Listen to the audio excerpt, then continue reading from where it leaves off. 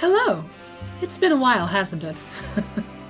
Welcome to my new series, Boats Up Close. This is a new show documenting all the various ship models in my collection.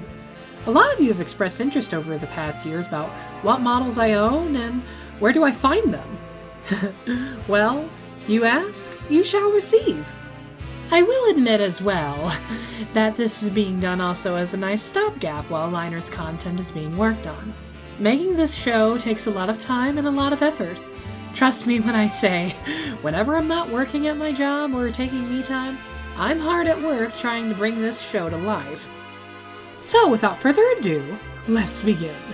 What model should I look at?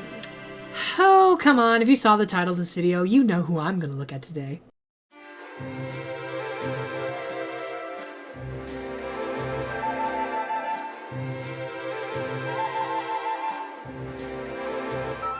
Now, this ship and I need no introduction.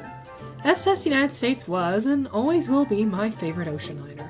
Hence why she's on the logo of the show, despite the fact that she is the main character with the least amount of screen time. Don't worry, she'll have her full debut episode one day.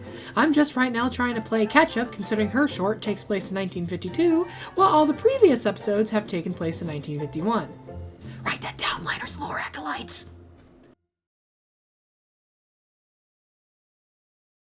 So, Unity is a modified and restored Triang Minic SS United States. Triang Minic was a line of toy metal models made by Triang Hornby. Yes, that Triang Hornby. Triang Hornby, train sense. And enough excitement to make an 8-year-old boy faint. These toys were made from 1958 to 1964. The toy line included tugboats, barges, piers, cranes, everything a harbor could have and more. Which of course leads us to the main event of the video, ocean liners. All of the famous ships of the day were produced. France, Queen Mary, Queen Elizabeth, and of course, the Big U! The toys were fairly popular, but never had the same play value like the trains. This led to the line being discontinued and going into obscurity. Years later, Hornby in 1976 attempted to bring the defunct toy brand back to life. To fix the play value issue, plastic wheels were added to the bottoms of the ships to make them roll like toy cars. Unfortunately, the wheels were not enough to sell to a wider public. By this time, England and the rest of the world had forgotten about the great ships of the past, and the line was once again discontinued. Then in 2003 they tried one more time and once again figured out that the boat people were not a good audience to make money on.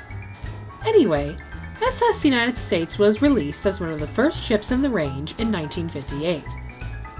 She was numbered M704. A year later, SS United States was also released in a presentation set, numbered M92. The set included a Statue of Liberty, 2 tugboats, a crane, and a fuel derrick. These, along with the piers and amazing box art, made for a pretty great set. Both SS United States and her set were produced till the end of the line in 1964. SS United States was also re-released as a standalone liner in 1978.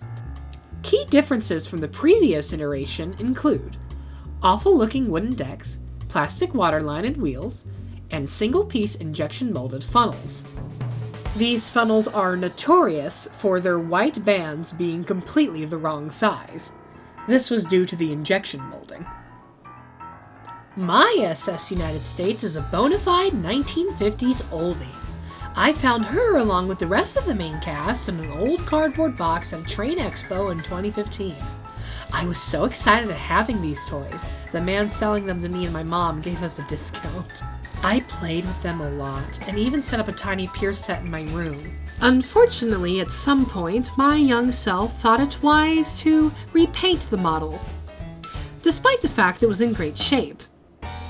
This had disastrous consequences.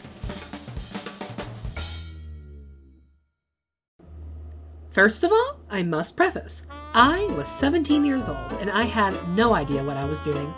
I used alcohol mixed with various paint thinners to strip the paint, and I did not take off the funnels. After a few weeks of sitting in a vat, SS United States came out with wonky, puffed up funnels where her beautiful streamlined ones once sat. The old plastic absorbed the alcohol and puffed up as a result. This change was forever permanent. And then, of course, you have my lovely paint job. I was very bad at the spray can and oversprayed everything. My masking tape was awful, and when she came out, well, she was a bit of a hot mess. But she was my hot mess, and I loved her. And she stayed like this for years, all the way up to filming Liners. When Liners finally got its big break thanks to the Milan tuner, I knew it was time to finally give the old girl some love. Her first on-screen appearance, while memorable, was always hindered by the fact of her wonky funnels. Not even my best touch-up jobs could repair the awful paintwork that by this point was over 7 years old. She needed a complete overhaul. And so, I got to work. The first thing I did was I took off her old funnels. They had to go. There was no salvaging them.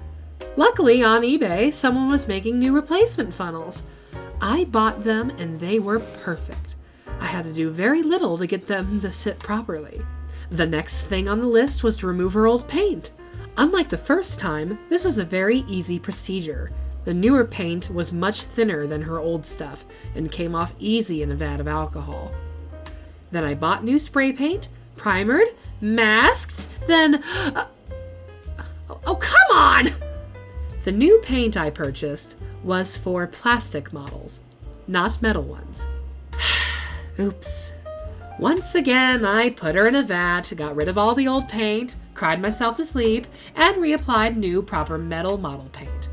This worked much better, and after some careful masking, my SSUS was fully restored.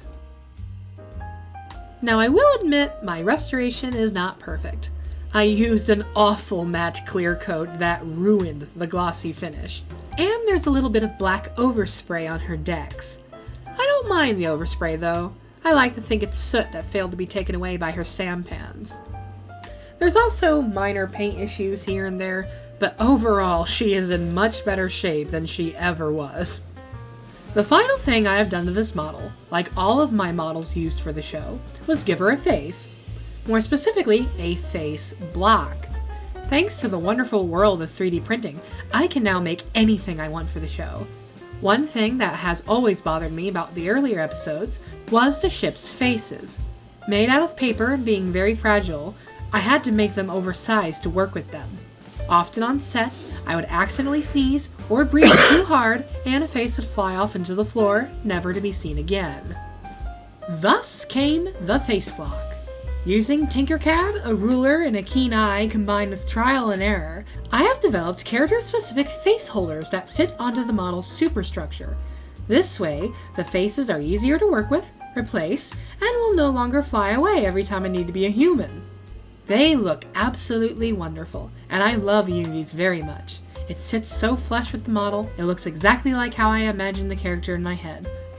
One special thing about Unity's face itself is that it is the only face to have never changed during production. The only other variant being a quick temporary face I made during a vacation. All in all, it was truly a classic case of, if it ain't broken, don't fix it. In conclusion, I love my SS United States.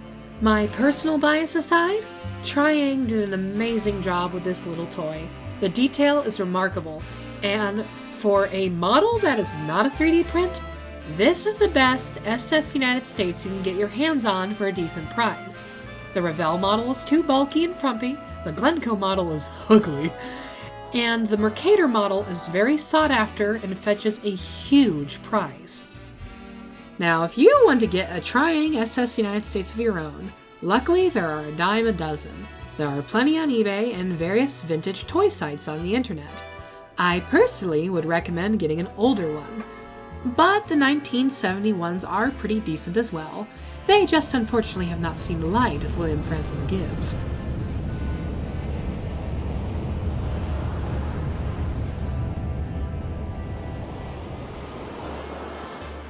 Now thank you for coming to the end of this video. If you want to see more content like this, please comment down below on the next chip you want me to cover in the series. This was very fun to make, and I'm eagerly looking forward to the next one. Liner's production is ever expanding, and I'm finally getting the pieces in place for a real episode 5. Hope this video has found you all in good spirits. Have a lovely day.